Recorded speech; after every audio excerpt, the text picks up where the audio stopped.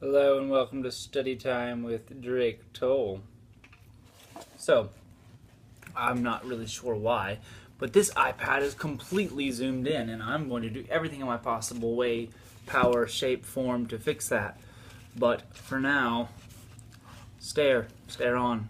Sorry, check out my room if you'd like. It's just, boom. It's perfect. Nope, it's leaning.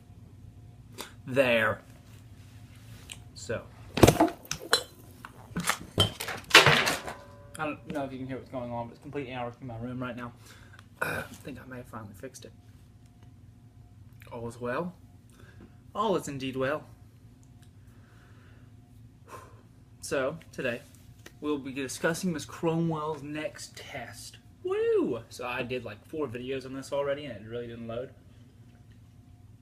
So basically, at this point, it's been a complete waste of like 45 minutes. It's currently 10 o'clock in the evening, and I've eaten half this cake. So, on a complete sugar rush with loaded caffeine, I bring you Unit 1, 1450 to 1600. Actually, past 1600, I don't know why I should put that, but okay. Alright, first, master the following objectives. Humanism and other values. Oh, ladies and gentlemen, what is humanism? You don't know, you're in trouble. Humanism, alright, is we're in the Renaissance and they're saying, we're going to study. We are going to improve our educational systems. We are going to, oh dear, we're going to learn more. We're going to study more. And we're going to study history. Let's look at the ancient Romans, ancient Greeks. You look at the art and everything. I mean, that's just complete advancements in art, technology, and everything they went through in the Renaissance and how it really began. How you had architecture. You're still bringing back with the study of history, still bringing back some of those old Greek, Romans, the arches, those different things that you have in your structures that resemble, especially like cathedrals. You're still looking at some Greek and even a lot of ancient Roman architecture there, and you look at your paintings, you look at Michelangelo, other important people, Da Vinci, and everything that they do. Michelangelo with the Sistine Chapel, Da Vinci, he would dissect human bodies. This dude was great. He's my favorite. First we'll go over the Italian city-states. You have your, let's see, Florence, you've got Venice, the Papal States, you've got Milan, my favorite of all of them, Republic of Florence. Who? Why? My favorite. Lorenzo de' Medici and the Medici family that ruled for so long in Florence. Remember that. That was Florence. The Medici family ruled in. Analyze key elements. Humanism. Humanism, like we talked about, that's what they want. The study of humanities. What are humanities? Study of history, study of art. You're learning about, what else was there? There's so many things. As we'll look through the actual definition, they wanted to, I apologize, I just got a little lost. Intellectual movement in the Renaissance based on the study of humanities. Humanities are grammar, rhetoric, poetry, moral philosophy, and history. So like we said, they're studying history. Let there be history. Also, we're going into the revival of Greek and Roman culture. Talk about that a little bit. In the architecture, even some painting. We're even reviving a lot of that in our painting. In our painting, we're getting perspective of where things are. Like in my back here, up here, where's that? Still dropping things. The wall back there, where's the wall? Where my perspective to the wall? You're getting that. I apologize, freshly showered. The hair could not look better right now. But you look at the dropping things left and right. Key ideas that also changing artistic styles. Yes, a lot more human-like, drawings, paintings. No, banjo. Drawings, paintings that have humans in them and are human-like and look realistic. Social structure of Europe, you got your lords, your ladies.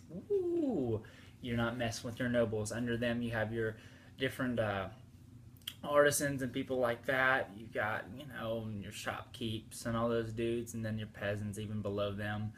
But your nobles are really ruling everything you got right now. Also, the change of style in marriage. Now it's more for love than just of choosing for people. Look at the role of the printing press. Oh, Johannes Gutenberg invented the printing press, and when he did, it was a hit. What was the first book printed? Did anybody know? right, Drake, the Bible. The Bible was the first book printed, and we were able to spread more ideas that helped lead the Reformation, helped lead the Renaissance. Because now we can spread ideas and print things more. We can learn more. There's more of an opportunity to learn everything. I apologize because the 49ers game is actually replaying my glasses. I don't know if you can tell right there. It's pretty. Nope, you can't. All right, but as we keep going through there, increased literacy, of course, because now we can print as many books as we want to all of the time. The spread of the Reformation, because now those 95 theses that Mr. Martin Luther typed up, and if you don't know that, you're going to fail the test. But those 95 theses, guess what? They're being spread around now because they can be printed off. So, trying to roll through here kind of fast because, lo and behold, iPad's at like 4% right now. Investigate changing roles of women in the Renaissance. Women, gee darn. I mean, what can I say? They're women in the Renaissance. Right. I apologize. Women in the Renaissance. Gonna look that one up as we go through the Reformation and what the Reformation was. It wasn't just a Martin Luther. No, Martin Luther. Somebody paved the way for Martin Luther. Anybody? Erasmus. This dude came in and said, "Whoa, Catholic Church, you dudes are corrupt. Who is letting you get away with this and why? This is an atrocity." He can't really act upon it, but guess who will? Martin Luther. And guess who's going to protect him? That Saxony guy, the Saxony, Frederick III of Saxony. He says, "I'll protect you, Martin Luther," because Charles V, Charles said, "Martin Luther, this is terrible. This is an atrocity. What are you doing? You're disgracing the Catholic Church. Stop it right now." Martin Luther said, "No, sir, because you're wrong." And so Charles said, kill him now. But Saxony, Ed Frederick said, "Hey, I'm protecting my dude." So then, next thing you know, Charles V comes marching with his army up to Germany for whatever reason he may have, and realized that all the princes were united in Lutheranism, and Charles said, "Oh, crap, you know what? Forget about that. Y'all can be whatever y'all want to be, I understand." So with the Reformation, guess what? Well, now that Martin Luther has his own religion, I want my own religion. Look at Charles. Look at these other people that are starting their own religions. We've got the Anabaptists, the dreaded Anabaptists. There's one thing we can all agree on in the Renaissance. We all hate the Anabaptists. Nothing to do with the real Baptist faith of today. Hitting home. But we hated the Anabaptist. Politics and German Reformation, Francis from France, him and Charles V were in conflict. Call him Charles V instead of Charles V because Charles V is so much more cool than that. But you look at him, he says, we're going to fight. Reformation in England, whoa, King Henry, this dude. The Pope is unwilling to annul his marriage. No, can't get a divorce. That's absolutely terrible. It's heresy. So, you know what? It's fine. Henry's going to start his own religion where he can divorce. So, now we have this new religion, thank you, Henry VIII, as king and the head of the Church of England. Thomas More, a Christian humanist and devout Catholic, opposed the king's action and was beheaded by the king. He said, "Hey, you don't agree with me? I'm going to kill you." Henry used his powers to close monasteries. He sold their lands and possessions to landowners and merchants. So he said, "Hey, monasteries, you're gone too. I can do what I want to." And now they had a financial interest in the new order. Additionally, the king received a boost to his treasury. This dude's sitting pretty. Gets to divorce his wives.